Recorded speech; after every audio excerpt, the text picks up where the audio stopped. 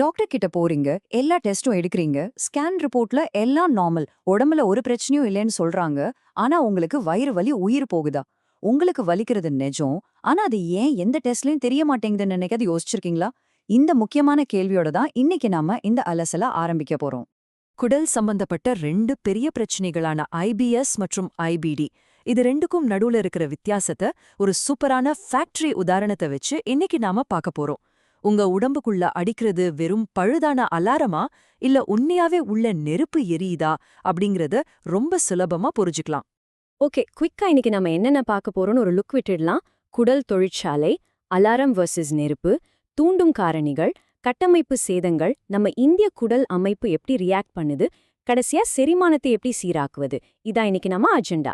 சரி, முதல் பகுதிக்கு வந்துட்டோம். குடல் ஆரோக்கியம் அப்படிங்கிற தொழிற்சாலை. இப்போ உங்க செரிமான மண்டலத்தை எப்பவும் பிஸியா இயங்கிட்டு இருக்கிற ஒரு பெரிய ஃபேக்டரியா கற்பனை பண்ணிக்கோங்க. இந்த ஐபிஎஸ், அதாவது இரிட்டபிள் பவல் சிண்ட்ரோம, ஒரு பழுதான அலாரம்னு நம்ம சொல்லலாம். இது ஒரு ஃபங்க்ஷனல் டிஸார்டர். உங்க ஃபேக்டரி ரொம்ப ஸ்ட்ராங்கா பக்கா கண்டிஷன்ல தான் இருக்கு. ஆனா அங்க இருக்கிற ஸ்மோக் டிடெக்டர்கள் எந்த ஆபத்தும் இல்லாதப்ப கூட ரொம்ப சென்சிட்டிவா சத்தம் போட்டுக்கிட்டே இருக்கு.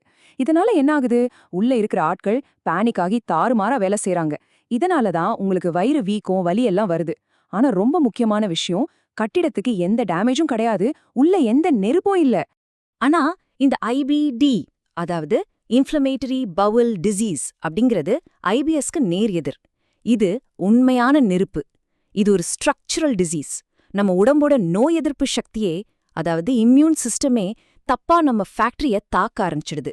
இதனால நிஜமாவே உள்ள ஒரு பெரிய நெருப்பு உருவாகி சுவர்களெல்லாம் இடிஞ்சு விழ ஆரம்பிக்குது. குடல்ல இருக்கிற திசுக்கள் நிஜமாகவே கடுமையான டேமேஜ் ஆகுது.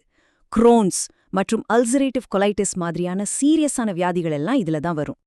இப்போ ரெண்டாவது பகுதிக்கு போவோம். இது வெறும் பழுதான அலாரமா அல்லது உண்மையான நெருப்பான எப்படி கரெக்டா கண்டுபிடிக்கிறது? ஒரு 10 வயசு குழந்தைக்கு சொல்லிக் கொடுக்கற மாதிரி சிம்பிளா சொல்றேன், கேளுங்க. ஒரு எண்டோஸ்கோப்பிய உள்ளே அனுப்புறது ஒரு செக்யூரிட்டி கேமராவை வச்சு ஃபேக்டரிக்குள்ள நெருப்பு இருக்கான்னு தேடுறதுக்கு சமம். ஐபிஎஸ், அதாவது அலாரம் மட்டுமே இருக்கிறவங்களுக்கு உள்ள எந்த காயமும் இருக்காது. எண்டோஸ்கோப்பில உள்ள எல்லாம் ரொம்ப நார்மலா கிளீனா இருக்கும். வெயிட் லாஸ் இருக்காது, ரத்த கசிவு இருக்காது, கேன்சர் வர வாய்ப்பும் இல்ல. அதான் ஐபிடி, அதாவது உண்மையான நெருப்பெரியறவங்களுக்கு உள்ள குடல் சுவர் நாள்பட்ட டேமேஜ் ஆயிருக்கும். ஸ்கேன்ல அந்த அழிவு கண் கூட தெரியும்.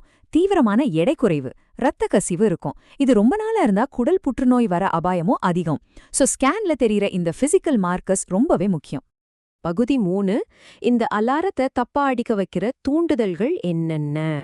சரி, ஐபிஎஸ்ல கட்டிடத்துக்கு எந்த பாதிப்பும் இல்லைன்னா அப்புறம் ஏன் அந்த ஸ்மோக் டிடெக்டர்கள் தப்பா வேலை செய்யுது? நம்ம மூளைக்கும் குடலுக்கும் நடுவுல ஒரு பெரிய தகவல் தொடர்பு நெடுஞ்சாலை இருக்கு. அதாவது கட் பிரெயின் ஆக்சஸ். இப்போ ஒரு போன்ல பேசும்போது சிக்னல் சரியில்லாம கரகரன்னு ஒரு ஸ்டாட்டிக் சத்தம் கேட்கும்ல, அந்த மாதிரி ஒரு சிக்னல் கோளாறு மூளைக்கும் குடலுக்கும் நடுவுல ஏற்படுது. இதனால என்ன ஆகுதுன்னா, சாதாரணமா குடல்ல ஏற்படுற ஒரு சின்ன கேஸ் மூமெண்ட் கூட மூளைக்கு ஒரு பெரிய எமர்ஜென்சி மாதிரி தப்பா தகவல் போய் சேருது. இந்த சிக்னல் கோளாற உருவாக்குற 5 முக்கிய காரணங்களை கவனிங்க. முதலாவது, நாள்பட்ட ஸ்ட்ரெஸ். கார்டிசால் ஹார்மோன் அதிகமாகி நம்ம வேகஸ் நரம்ப முடக்கிடுது. 2வது, ரசாயன ஏற்றத்தாழ்வுகள். உண்மையில உடம்புல இருக்கிற 90% செரோட்டோனின் நம்ம குடல்ல தான் உருவாகுது. அதுல பிரச்சனை வந்தா அலாரம் அடிக்கும். 3வது, குழந்தை பருவ அதிர்ச்சிகள். இது மூளைக்குடல் தொடர்பை ரொம்ப சென்சிட்டிவ் ஆக்கிடுது.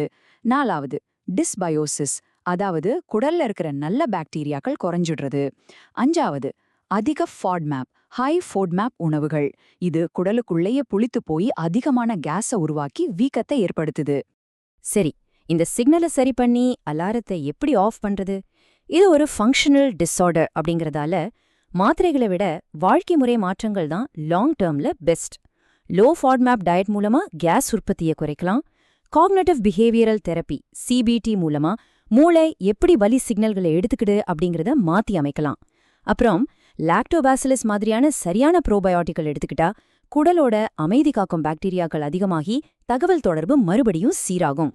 4வது பகுதிக்கு வந்துட்டோம். உண்மையான நெருப்பால் ஏற்படும் கட்டமைப்பு சேதங்கள். இப்போ நாம ஐபிஎஸ் விட்டுட்டு மிகவும் தீவிரமான ஐபிடி நோய்க்கு வருவோம். உங்க குடல் சுவர ஒரு பெரிய கோட்டுச்சுவர நினைச்சுக்கோங்க. இங்க என்ன ஆகுதுன்னா, முதலாவதா இந்த சுவர கட்டி காப்பாத்துற நல்ல பாக்டீரியாக்கள் அழிந்து போகுது. இரண்டாவதா ஈகோலை மாதிரியான தீய பாக்டீரியாக்கள் உள்ளே நுழைஞ்சு நச்சுக்களை வெளியேத்தி கோட்டை சுவர உடைக்குது. இதுதான் லீக்கி கட்னு சொல்வோம். மூன்றாவதா, நோய் எதிர்ப்பு மண்டலம் பேனிக் ஆகி சைட்டோகைன் புயல உருவாக்குது. கடைசியா இந்த பெரிய நெருப்பால உடல் திசுக்கள் வீங்கி புண்களாகி இரத்தக் கசிவும் ஊட்டச்சத்து குறைபாடும் ஏற்படுது. கோட்டை சுவர் மொத்தமா இடிஞ்சிடுது. பகுதி 5. இந்த நெருப்புக்கு இந்தியர்களின் குடல் அமைப்பு எப்படி ரியாக்ட் பண்ணுது? ரிசர்ச்ல ஒரு ரொம்ப சுவாரஸ்யமான விஷயம் கண்டுபிடிச்சிருக்காங்க. மேற்கத்திய நாட்டு மக்களுக்கும் இந்தியர்களுக்கும் இந்த ஐபிடி நெருப்பு எரியும்போது உள்ள நடக்கிற விஷயங்கள் வேற வேறையா இருக்கு. நம்ம இந்தியர்களோட குடல்ல பொதுவா பிரிவார்டெல்லா அப்படிங்கிற பாக்டீரியாக்கள் அதிகம். ஏன்னா நம்ம அதிகமா சைவ உணவுகள் சாப்பிடுறோம். ஆனா பிரச்சனை வரும்போது நம்ம உடம்புல FB ரேஷியோ விகிதம் ரொம்ப அதிகமாகுது. ரொம்ப ஷாக்கிங்கான விஷயம் என்னன்னா, இந்தியர்களுக்கு வாயில இருக்கிற சில பாக்டீரியாக்கள், அதாவது ஸ்கார்டோவியா, ஒரிபாக்டீரியம் மாதிரியானவே குடலுக்குள்ள மிக அதிகமா படையெடுத்து வருது. மேற்கத்தியர்களோட குடல்ல இந்த அளவுக்கு வாயில இருக்கிற பாக்டீரியாக்கள் உள்ள போறதில்ல. அதனால நம்ம இந்திய நோயாளிகளுக்கு சிகிச்சை அளிக்கும்போது இந்த தனித்துவமான விஷயங்களை டாக்டர்ஸ் கவனத்தில் கொள்ள வேண்டியது மிக அவசியம். நாம கடைசி பகுதிக்கு வந்தாச்சு. உங்க செரிமான அமைப்பை எப்படி குணப்படுத்துவது? இவ்ளோ நேரம் பார்த்ததிலிருந்து உங்களுக்கான டேக்அவே என்னன்னா, உங்களுக்கு என்ன பிரச்சனைன்னு சரியா கண்டுபிடிக்கிறது தான் முதல் படி.